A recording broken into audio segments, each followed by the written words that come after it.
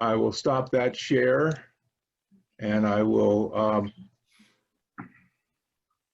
get ready to, just to say we do have some audiovisual problems. I can't get the sound to work on the music I was playing or the video, but the video is subtitled. So I think we may not show both videos like I planned. We'll just show the one for this week. And then hopefully by next week, I'll figure out the problem.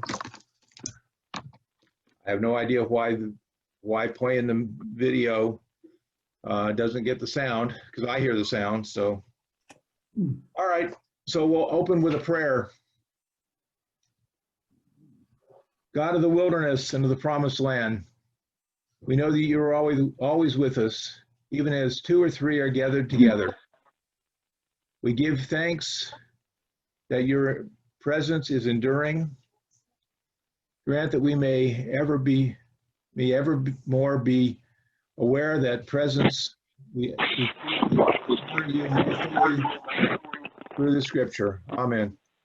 Everybody hear that? Because somebody was making noise and it was blocking that out. Scott? Yeah. Scott, I can't mute myself, so you'll have to mute my phone. I don't know what's wrong with my phone either.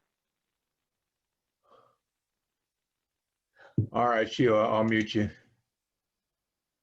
I'm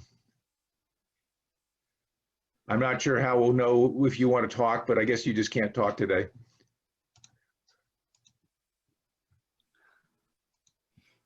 Come on. I don't know. Interesting. Okay.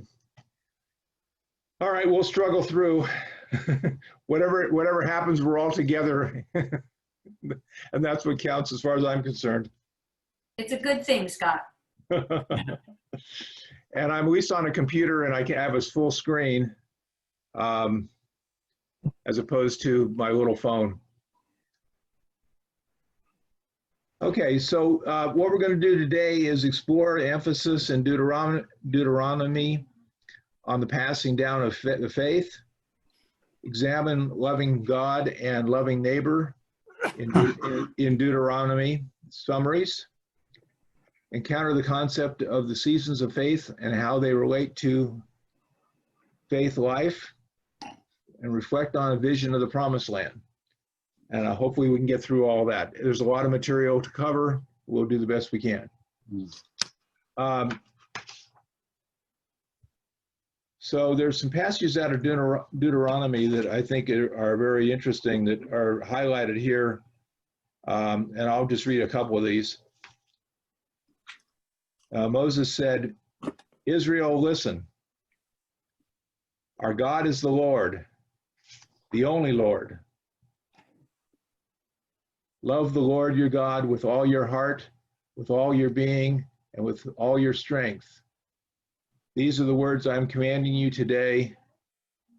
Must always be on your mind. Recite them to your children.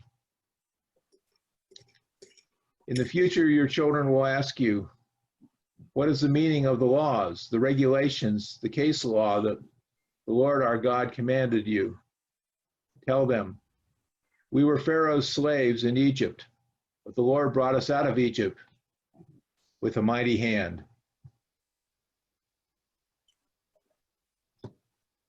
Do not think of yourself. My own strength and abilities have produced all this prosperity for me. Remember, the Lord, your God, He's the one who gave you the strength to be prosperous. And those were some selected passages out of Deuteronomy in the various sections of Deuteronomy.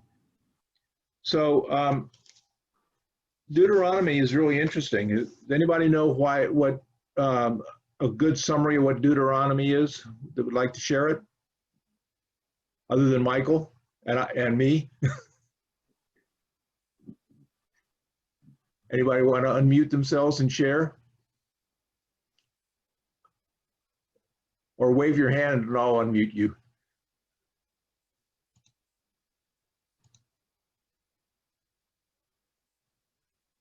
Okay, so Deuteronomy is a summary of Exodus and Numbers.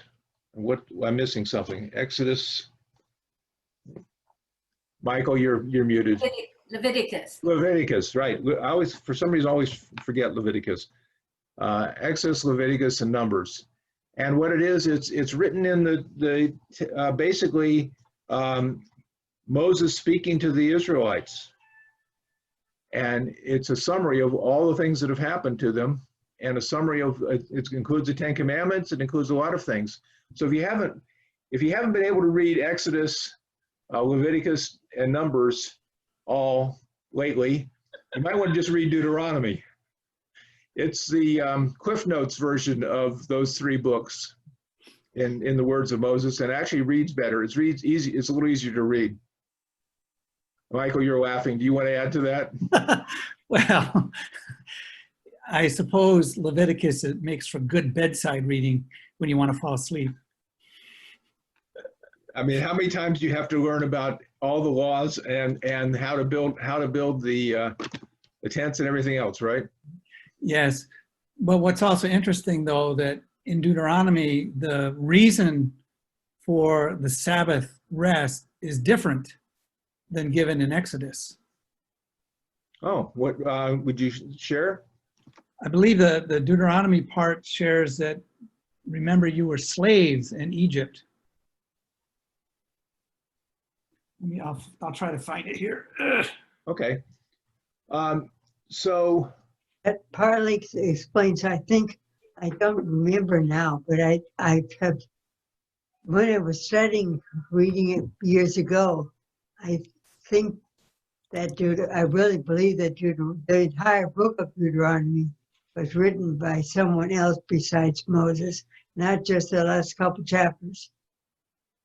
I think you're right on that, because there was a lot of discussion that he certainly couldn't write the end of it, and it's more of somebody took down, and probably didn't take it down in writing. They probably just took it down and started discussing it with everybody over a period of time before someone did finally write it down. And But that's the way all the Bibles were written. All the sections of the Bible were written, really. yeah, when Josiah was king of Judah, the reason he started his reform was because the priests found a certain book in the temple, and scholars believe it was a form of Deuteronomy, which when Josiah heard it, the reading of it, realized that, oh my goodness, we better get our act together. So Josiah was around 620 or something like that BC. In just a moment, I'll find the 25. Numbers is a really long book as well.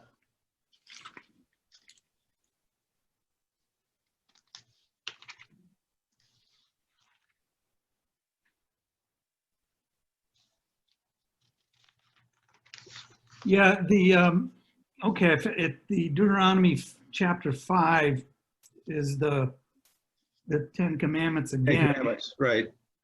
And the reason for them was, again, because in verse 6, I am the Lord your God who brought you out of the land of Egypt, out of the house of slavery. And so that's the start. But on the Sabbath, it says in verse 15, remember that you were a slave in the land of Egypt, and the Lord your God brought you out of there with a mighty hand and outstretched arm. Therefore, the Lord your God commanded you to keep the Sabbath day.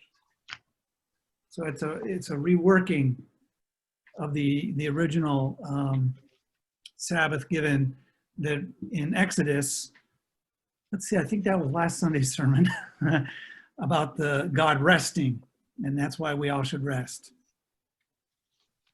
Okay, I didn't get a chance to I downloaded it, but I didn't get a chance, and printed it, but didn't get a chance to read it. What is today's sermon? This is taking care of your parents. Oh, good. Is there a way to get that out to all of our kids? Because it's too late for most of us, for our parents. You certainly can copy the link and send it to your children. I think that's what I'll do. I think that's a good thing to do today, is copy and send to my 3 daughters and tell them, here, read this. Read this. But of Listen course, to this. it also depends, though, too, if they're part of the church. Outside of the 10 Commandments, it only applies to those within the church or the Judeo or Jewish people. Well, all 3 of them either attend regularly or attend, two out of the 3 attend once or twice a week. Well, good. Two out of the 3 teach Bible study or CCD, and the 3rd one, family goes, but they don't go. I don't think they go every week. Well, then send the link to them. I will. Okay, so in Exodus it says, "Remember the Sabbath day by keeping it holy." 6 days the Lord made the heaven and the earth and the sea and all that is in them, but he rested on the 7th day. Therefore, the Lord blessed the Sabbath day and made it holy. Mhm. That's what Exodus says. And then, as you just read, starting in 12, Deuteronomy 5:12, it talks about the reasoning being the Lord your God saved you from Egypt, being slaves in Egypt. So other than that, I mean, there are some other differences. So it is interesting to read. You really need to read them both, all of it, obviously. But if you, like I said, I found Deuteronomy very interesting to read. And it seems to read better, easier to read. So, okay. We're going to show the video. I'm only going to show, I have both videos queued and ready to go, last week's and this week, but because the sound wasn't coming through, I'm just going to show the 9-minute video for today. It is subtitled, so you'll be able to read the subtitles. So I'm sorry about that. The other choice is not to do it, but I think you're going to get the pictures and the other stuff. I think it's worth showing it. So bear with me on this as I get to the right place to share that screen and then start it.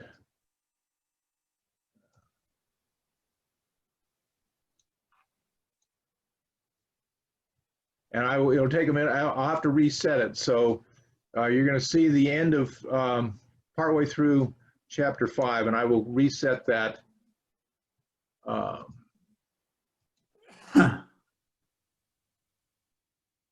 Let me see if I can go resume. No, that's not what I want to do.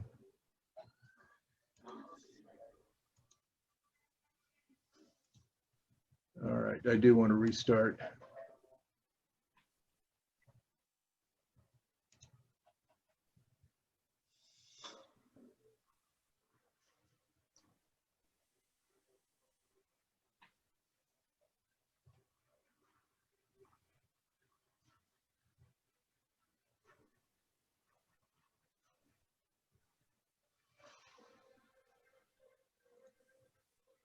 Are the captions just not there, or do they have to be reset?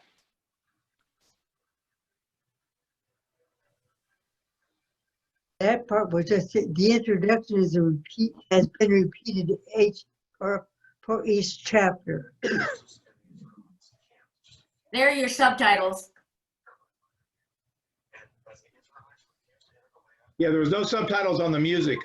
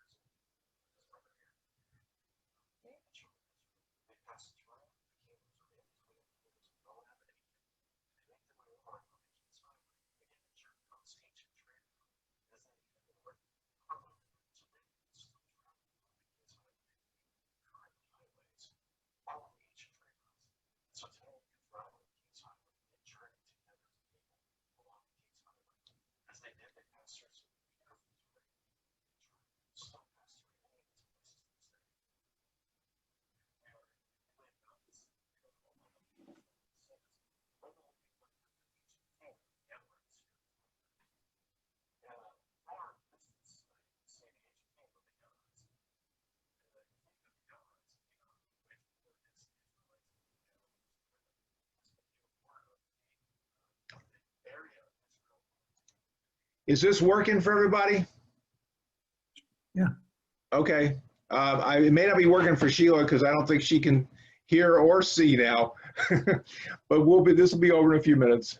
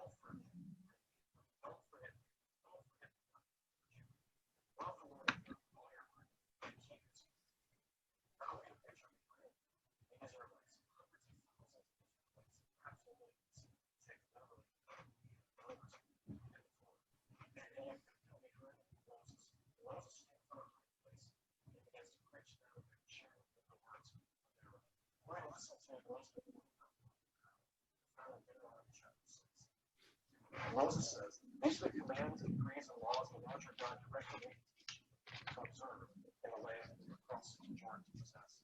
So that your children and their children after them may fear the Lord your God as long as you live, by keeping all the decrees and commands of him. And so that you may enjoy long life.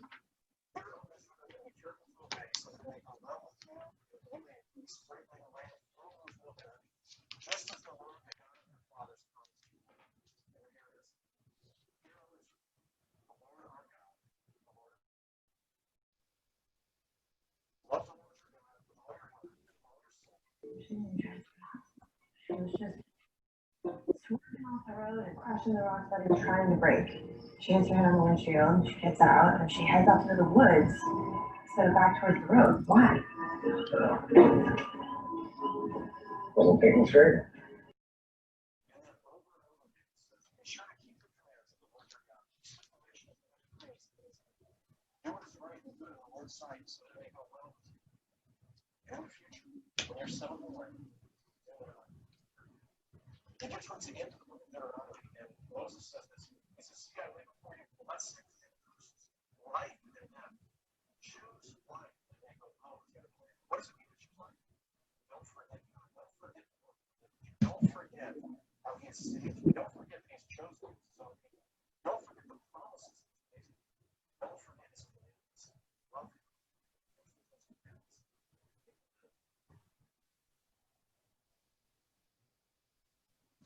God called Moses to meet him on the mountaintop once more. This time, around the hill. Pilgrims who followed in Moses' footsteps and their journey. I drove by man all the way from the mighty roads to the top of Mount Nebo, and there you can find a church that's been built, a modern church, built on the roads of ancient churches that have come long before. And from this site, pilgrims remember Moses' final moments. They remember God's graciousness and mercy of Moses in showing the entire promised land, and they reflect upon his life. And so after Moses gave his final commands to the children of Israel, God called him and said once more on the mountain. This time on Mount Sinai, which was set on Nebo. And as Moses was on Nebo, 20 years old, he came to the mountaintop by himself. And God spoke to him and allowed Moses to see the promised land. The scripture says that God loves us all. It's like God is so supernatural.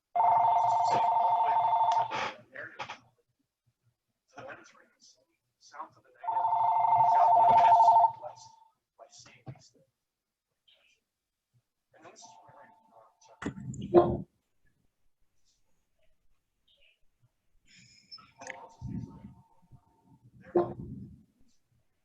God married Moab. Now they opposite. But to this day, Moses was 120 years old. The Israelites prayed for Moses. And then they started. Wisdom of Israel, like Moses, from the Lord, and all the world.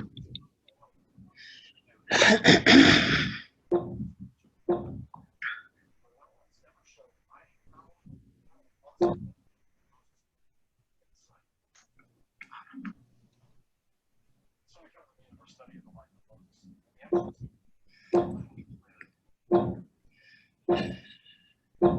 You might see a for a child.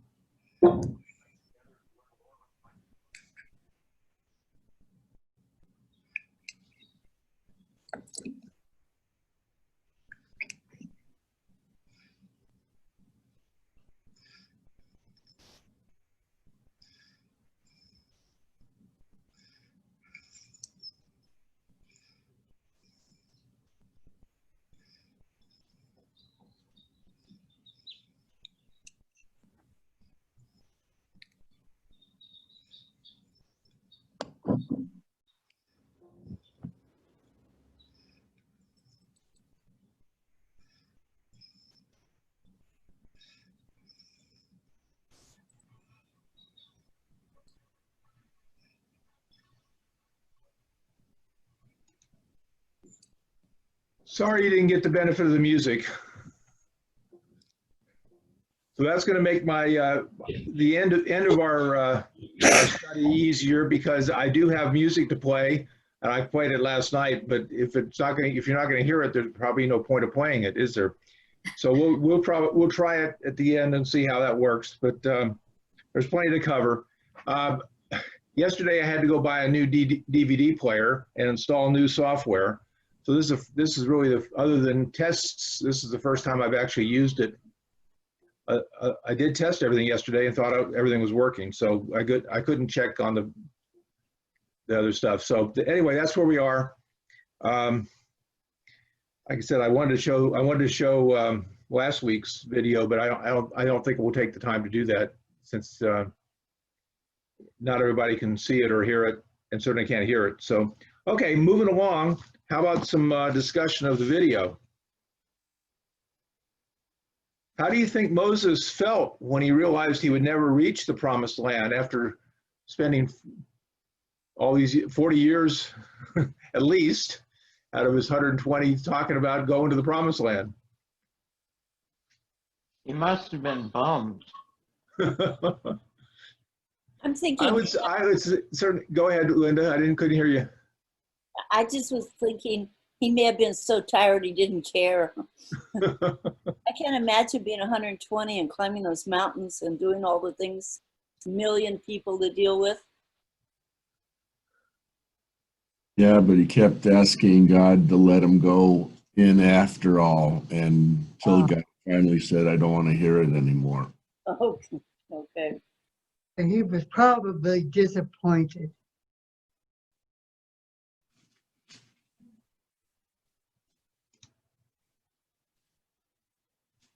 Yeah, I would say he would be disappointed, wouldn't you think? Particularly if he kept asking.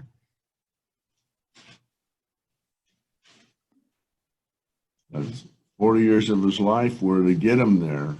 I mean, that was his whole objective, was to get there. It's pretty tough not to actually go in at the end.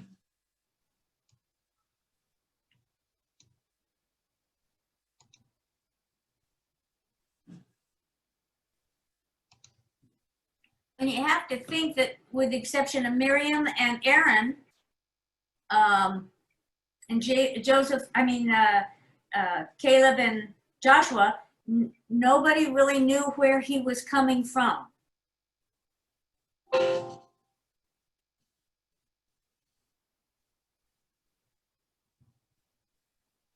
Rick, did you have something you wanted to say?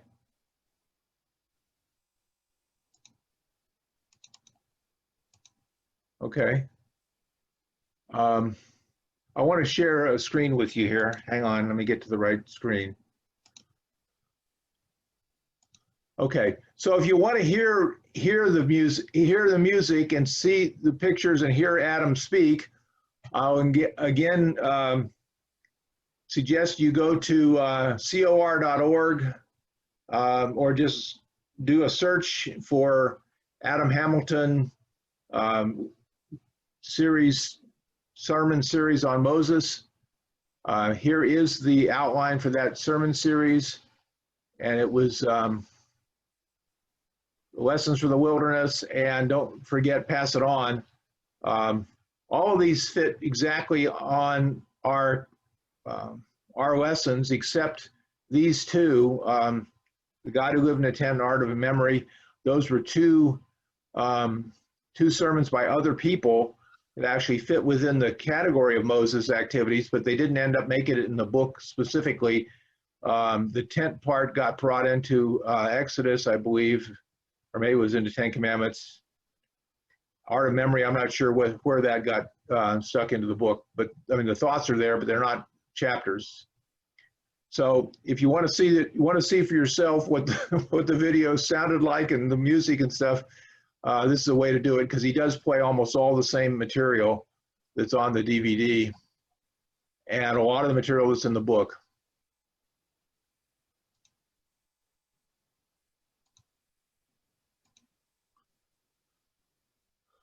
Okay, if you were speaking to Moses about the fact that he wasn't going to get to go to the promised land, what would you tell him? Too bad, dude. You should have done it sooner. Anybody have another thought? It's not as sarcastic as the last two. Well, I would try to be very pastoral. You try to be pastoral to Moses. Yes, to try to help him cope with the loss of not being able to go to the Holy Land, the Promised Land, I should say. Yeah. Well, I mean, even though God had said he wasn't going to let him do it, is there any reason Moses couldn't have said, well, God, that's nice, but I think we should go ahead? Well, that's not the story we get, but of course there could be stuff that did not get included. Well, he did send 12 up there, right, to the promised land. It's just the fact that 10 of them came back and said they didn't think they should go because the people were too big. They were going to be like grasshoppers compared to these giants. So that was used quite a bit in the Unafraid book, as you remember too. Mm-hmm. Okay, so what are some of the ways we can teach the next generation? Don't forget, pass it on. by going to church when we're young adults and have young children, for once. Right. Well, now most of us are too late for that. So what should we be doing? Talking to your grandkids. Okay. Talking Or to young people. young people or neighbors or Talking to friends. young people or kids. Yeah. Yeah. I mean, if you don't have any of your own or or don't have any grandchildren or they're not available for you to do anything other than talk to by phone, particularly now, maybe you have a friend with a grandchild, or maybe you're a teacher and you have a way to reach out to younger kids More or Easter younger egg parents. hunts. Excuse me, Linda, go ahead. More Easter egg hunts. There we go. We need activities to attract them to us, and then we can be models for them, and they're going to want to know what we do to make us such wonderful people, and they'll want to come to our church.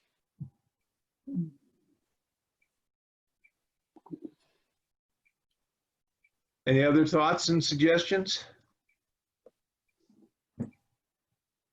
Certainly during this time of sequestering, we have to trust in the Lord and have hope that we'll come out of this and carry on. And so neighbors and people we talk to who may not know the Lord need to know that we have this hope and we have this trust and that we're relying on the Lord daily.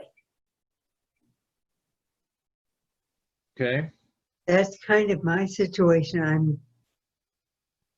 I'm stuck here at the house all by myself, and I've got my next door neighbor, and that's about it.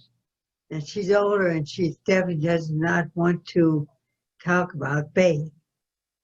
And so the best thing I can do is just live it and show her my faith through what I do. Okay. Speaking of that, Adam talks about faith and whether Israel's faith or our own will be only just one generation away from extinction. What do you think he means by that? If there's no one to hear the story, then it's done. You know, so if our generation now, when we pass away, if we've not done a good job about teaching our children or other people, then God will have to figure out another way. It's a scary thing. It really brought me up short when I read that passage in Adam's book. I think all you have to do is read the book of Judges, and you'll see every other generation Yeah. turned away from God. Yeah. And it's just as soon as you decide that you can do it yourself, it's done. As soon as the generation decides it's just all about me, you're done. But I always think God will always find a way to break through. I sure pray that's the case. Yeah, well, There's too many today who believe in the me generation, and some of our leaders aren't helping that either. So it worries me. you're not the only one. But you always see, no matter what, there's always a core group of youth that is really understands and is really involved. So, And I hope we don't do stuff to turn them off. yeah, the population numbers swing, but there always seems to be that remnant that we keep hearing about in the Bible. God always has a remnant.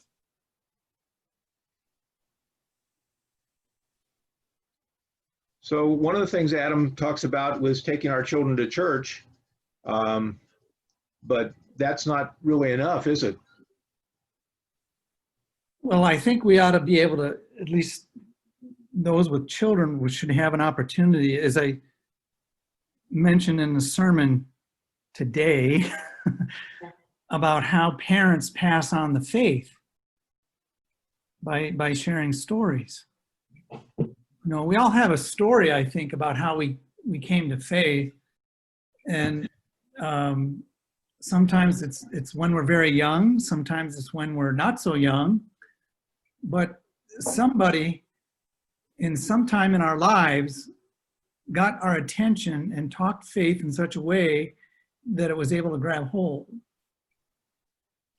And I think parents, you know, it's possible that, you know, maybe after church on Sunday to go and maybe talk about what did they learn in Sunday school?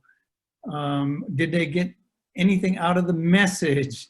Most kids, of course, think the sermons are probably pretty boring.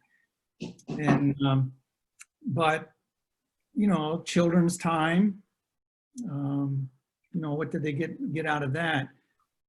And then I think too that there's opportunities when maybe you're out for a walk or a hike or going somewhere, and you can share experiences and relate it to the Bible somehow, or relate it to faith.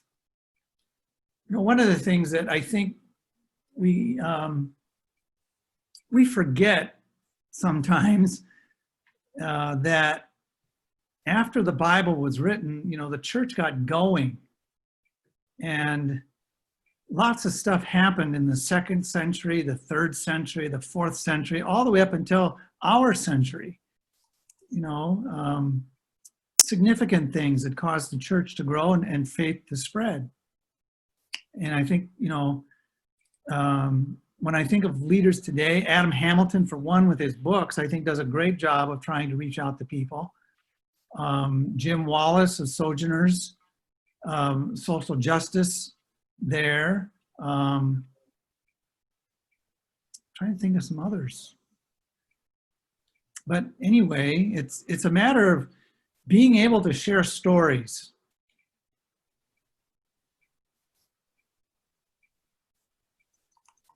Okay.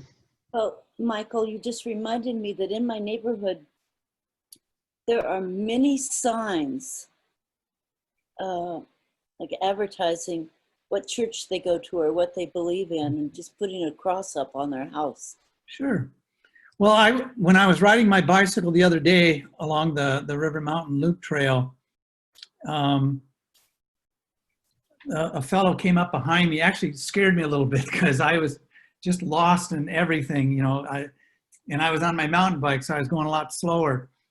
And he went ahead and greeted me, and it startled me. But then I noticed he had the word Jesus on the back of his cycling jersey. So I just shouted out, "I love Jesus too." And then he raised his arm. So sometimes I think if you just let people know, they'll let you know right back, and thereby you get strengthened in your faith too, by knowing that, hey, there's one more person out there. Yeah. Maybe our outreach program needs to create bumper stickers for us. Yeah, well, yeah. We do have those little decals. I have the old one on my car. I don't have the new one, but we do have those put away somewhere. We ought to find them and have them be passing them out to everybody again. I think part of the reason we didn't pass them out was we wanted to get a buck for them or whatever it was. That may have held some people back. I don't know. Well, you know, it can't cost that much to give everybody in the church one. I know that during this time, it's a form of uniting us. If you see that decal as you're driving around. It would be nice to maybe get some church T-shirts, polo shirts. Yeah. We had some for one event some time ago. I've seen a few people with them. I can't remember what it was for. Jennifer, do you remember?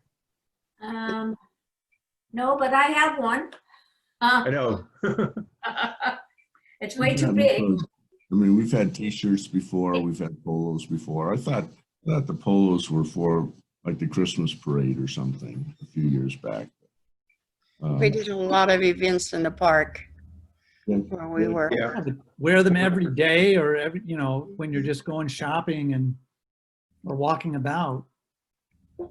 I wear my railroad museum shirts all the time, and actually have people stop me and say, "Oh, I something about the railroad museum." Sure. So yes, it does help. Mhm. I'm thinking that if thinking about modeling for the future generations, when you're wearing your shirt, you got to be on your best behavior. Well, that's true. That's why I don't put Christian bumper stickers on my car, because I don't want to be caught speeding or making traffic violations or anything like that. Well, I'd be the perfect person for a bumper sticker because I barely go even as high as the speed limit anymore. I am slowing down and smelling the roses. Yeah, then the people behind you say, "Oh, that's one of those church people. Look at how slow she's driving." Yeah. Little old lady church person. seems like with the older we get, my mom did the same thing, used to drive super slow, very, very slowly the older she got. My mother-in-law, as her Alzheimer's got worse, started driving faster and faster. Wow. And she would have had a Grace United Methodist sticker if there was one. I'm not sure, but she was very active with the church, or at least a very active participant with the church, which is how we got to be Methodist, actually. Was going to church with her. Sure. So the Methodist loss was the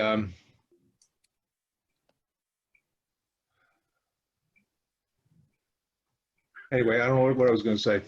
Anyway, moving along.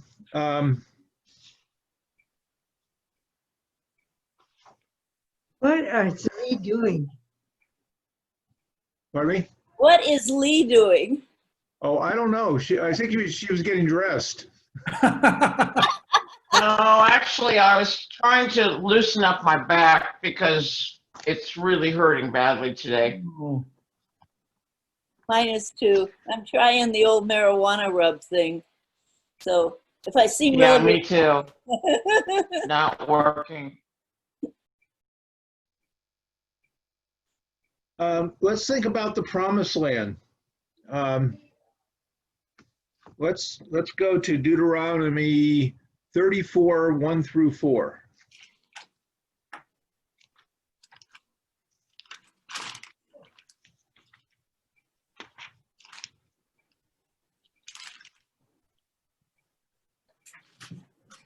Then Moses climbed Mount Nebo from the plains of the Moab to the top of the Pisgah, across from Jericho.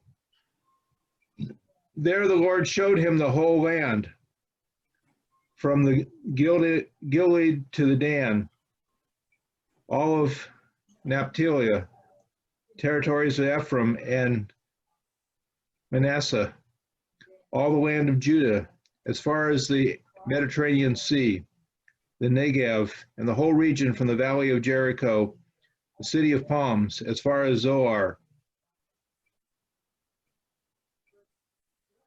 Then the Lord said to him, "This is the land I promised on oath to Abraham, Isaac, and Jacob, when I said, I will give it to your descendants.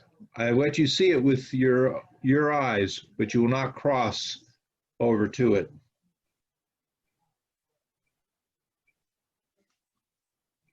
So what's your vision of the Promised Land?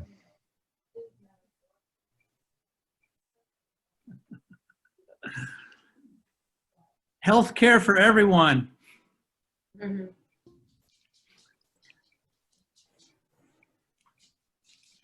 Stable requirements. Where people show respect and love one another. That too, yes.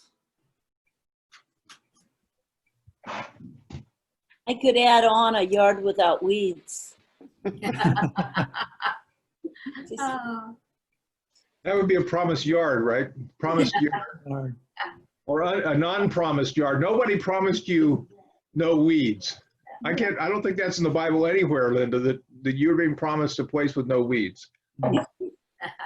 Well, I'm seriously considering a yard of total cement, which is not the Linda I've been all my life. Just make sure you paint it green. But I also think, I can't remember where in scripture to find it, but being able to sit under your tree and not fear anything. I could use a tree too. I did buy a tree last night. I went to Lowe's and bought a tree, and my sister asked me, she said, if you intend to sit under that tree, you got to live a lot longer. I think I've donated to that cause, haven't I, Linda? You have, yes. The tree that Lee gave me a year ago is now an inch taller. You got to buy a different tree. Find a little faster growing tree or buy a bigger one. If you have enough, I guess if you had enough, you could go have somebody install a tree for you. I am actually going to do that. It's Moon Nursery. Oh, I'm sorry. Go ahead, Lee. Go to Moon Nursery. They plant them for you. it's on the list. It's number 3. It's moved up to 3rd from the top. But October 4th was when my sister signed the paper for this house. It's been a challenge. It's been a challenge. It's been a challenge. But I get so confused what day it is. Today's Sunday. Friday night, I won the jackpot at Railroad Pass, and now I can afford to have a tree put in my yard and cement and grass if I can do that. Well, good for you. Congratulations. Congratulations. Wow. So I figured that God provided that.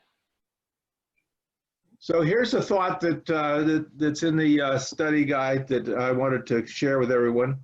So after the question about what is your promised land, what is the compelling and overarching vision to which you'll devote your life? Completion of the things that he has led me to do since my accident in 1969. I said that kind of fast. Did you understand? Yes. Yes, I think we did. Yes. And your book is a wonderful reflection on that, Susan. That isn't the big one. That was just like a preliminary thing. While I was taking a break from the real book that I've been working on is called The Deceit. He told me back in 2003 when I very first started to compile some verses for my Bible study. Anyway, it ended up being the Disciples' New Testament. Linda has a couple of chapters of it as examples, but I've been working on it and I hope to get that out. But it will cost a lot of money to do it. Well, hopefully you can find a publisher. Linda, why don't you put her in touch with Miriam? Linda? Great idea. Who just got her book published. It's not yet out yet, but she does have a publisher and it is being published. So Miriam's our pianist from church, and so lived a very interesting life, and has a book out coming out. And she's actually talked to our congregation a few times about some of these issues that she's lived through. So, and it is by a religious publisher. I don't remember who right now, but Linda certainly can get a hold of Miriam and get you that information if that's helpful to you. I don't know. I just have to wait until God provides the money. Well, this is a way to have somebody else. The God would provide it by the money by finding somebody who will publish it for you. But we certainly encourage you because I would look forward to reading your story and your book. So speaking of the Promised Land, I did find something I want to share.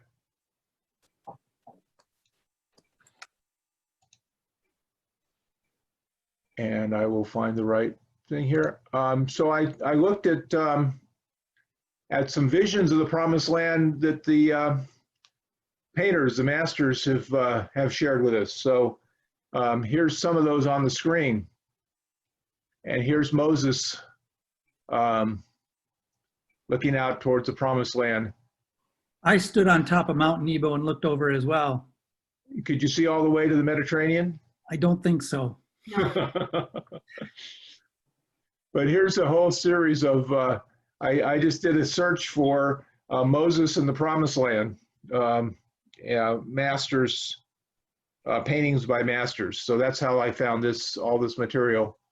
But the one thing that hit me when I was standing on Mount Nebo and saw the Jordan River Valley, and to see how green and lush it was. Yeah, it's amazing what happens when you actually add a little water to an arid landscape, right? Exactly. How many of you have traveled through Wyoming, all those badlands, and just started going down the mountains into Utah? Now, if there's ever a vision of a promised land, I could just see those pioneers coming out of that landscape, that desert, dry, no water, no nothing, and then looking down at that green grass and all that water that was in Utah. And believe me, I'd have stopped there too if I had been traveling that way. Part of that is the Green River flowing into Utah, Mm-hmm. into the Columbia. And into Colorado, excuse me. Yeah, but I mean, you know, such a stark, Yeah. is it just that was the first thought I had the first time and I don't even know how old I was, but this is the promised land. No wonder they stopped. And there's lots of other places around the country, particularly in the West, that you can find that kind of scenery that looks like something you might expect on the moon or Mars or some other far off land. Like in Upper Nevada. Oh yeah. Yeah. I once drove from Zion National Park to Lake Tahoe. That was an interesting drive. Yeah. And then think about some parts of Arizona. Yeah. I mean, you getting up towards on the road on Interstate 40. You'll see a wide variety of scenery changes, getting up to Flagstaff and then going down the mountain and heading out into the desert towards New Mexico. It's just vast sections of open spaces and wilderness. Go north from there, and you'll get a lot of other areas up into some of the reservations and things. Yeah, I might be riding my bicycle later on in my life along those areas. Yeah. Stay off Interstate 40, probably. Oh, yeah.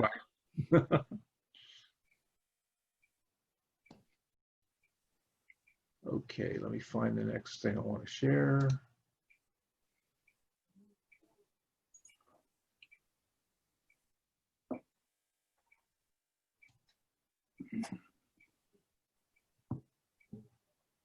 Okay, any other thoughts on the Promised Land? Otherwise, I'll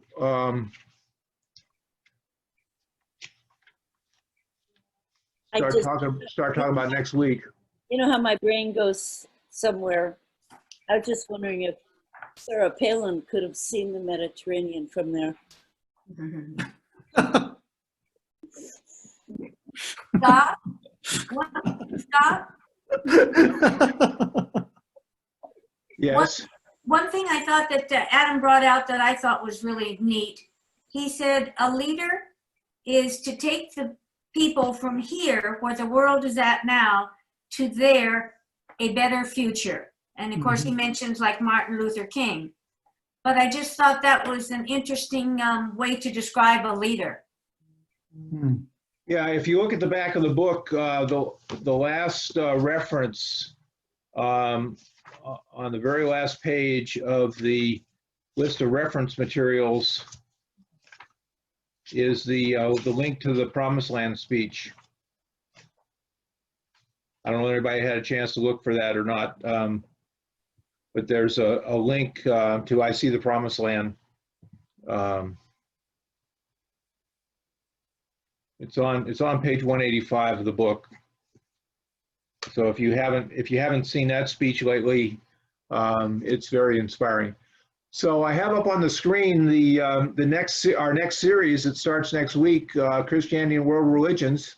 I will send this flyer out again when I send out the announcement. I do want to let everybody know there is an extra process you'll have to go through when you log in. There is a password. In addition to the meeting number, there is going to be a password, and I will update this so it'll include the password when I send it out.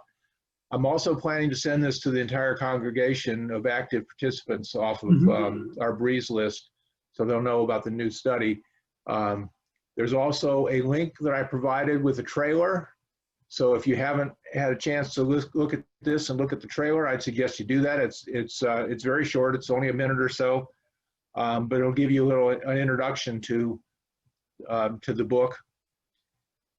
And then, Jenner, how you doing on distributing books? Have you distributed the ones you had? Yes, I did. I gave my last one to Emma and David Clark Thursday or Friday. Okay, so if anybody is not able to get a book, let Jen or me know, and we'll make sure we get you a book. There's a whole series of, as usual, there's a whole sermon series. You probably figured out a pattern by now. Adam gets time to work on his sermons, gets a sabbatical or gets whatever time away to go write a sermon series. He has researchers helping him. He pulls together all the material. He then gets the trip to wherever it might be, or in this case, he's got people he brings in and has a discussion group and discussions with different religious leaders from different faiths. Tapes all that material, then puts it out in a series of sermons, and as part of the sermon series, ends up producing the book and all the other material. So it's a complete cycle that he goes through in all these books. I think almost every one of them's got the same kind of process that he's developed, which is obviously very popular. I'm sure we're not the only group that's using this for their Bible study. But here's all the sermons that were done in 1918 on this series. I do want to point out this is not a study of the religions. It's not like taking a course in Buddhism or in Hinduism or anything else. It is a comparison of Christianity and these other religions and what they believe. And in fact, if you look at the tagline underneath it, it says that specifically, questions we ask about other faiths, and it says comparing the beliefs with those of Christianity. So don't expect this to be a detailed, in-depth study of the religion. It's more of a detailed, in-depth study of Christianity, what we believe, and how some of these other religions believe similar things and believe different things. Mm-hmm. So I personally learned a lot from reading them because I had not spent any time studying these or learning much about these other religions. So I think it was very useful for me anyway. And so here's his sermon series and the other material. Again, I will send this out. I'll add the link. I just put in the this new process is something that Zoom is now requiring for security purposes, that you have to have the password. In addition to the meeting number, you have to have the password. The other choice is we had to set it up for a locked time, and I chose to do it with a password because that way, if we want to go in early like we do, or late, keep going later, we're able to do that. Whereas if I use the window approach, the open window time, it was more restrictive. So anyway, we'll see how that works. Hopefully it will work okay for everybody. We are at the end of our, I probably should share that again. We are at the end of our time. It's now 10 o'clock. So if anyone wants to catch Michael's sermon while it's still warm, or hot, I guess I should say, but being that it's on YouTube, you can watch that at your convenience. You don't have to watch it at 10 o'clock. You can watch it at 10:15. However, the hope is that we will be together on November 1st. And then you'll have to be there at 10 o'clock, or you could watch it later in the day, I suppose, because we'll still save the worship service.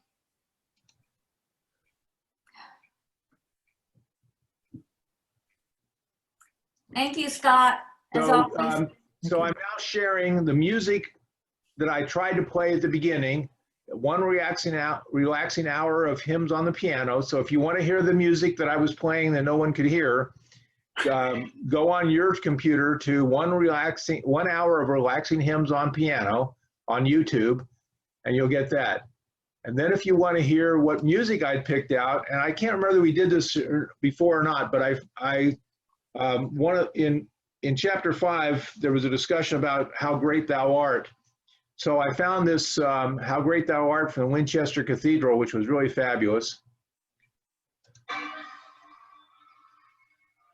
But I assume nobody can hear that, right? Nope. Thanks, Okay. Scott.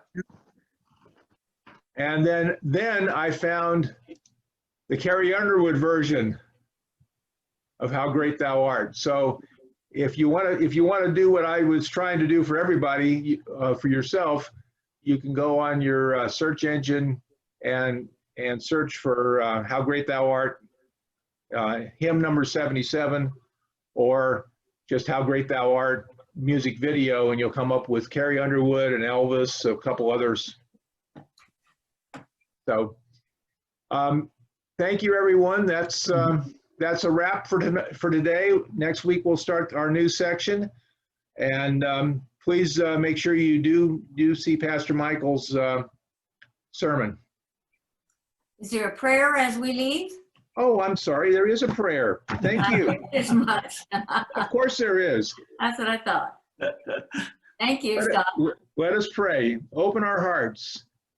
O God of grace, to the importance of passing on this faith we treasure, grant us the eloquence to speak of your love and the commitment to make those words real in our actions.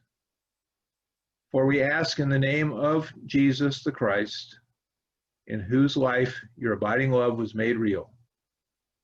Amen. Amen. Thank you, everyone. And thanks again for the reminder. I had it right there in front of me. I was just carried away with the music. I knew you did. Scott, you know, I have a memory of a nap. What do I have to Google to get the piano music? Okay, I'll put it back up on the screen. Hang on. I just want to thank Moses because it certainly puts meaning to the saying, it's not the destination, but the journey.